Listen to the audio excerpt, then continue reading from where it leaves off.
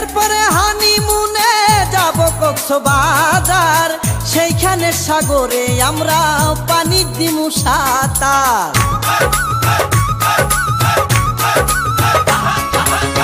বিয়ের পরে হানিমুনে যাব কক্সবাজার, সেইখানে সাগরে আমরা পানি দিমু সাঁতার। করব প্রেম আলিঙ্গন কি যে মধুর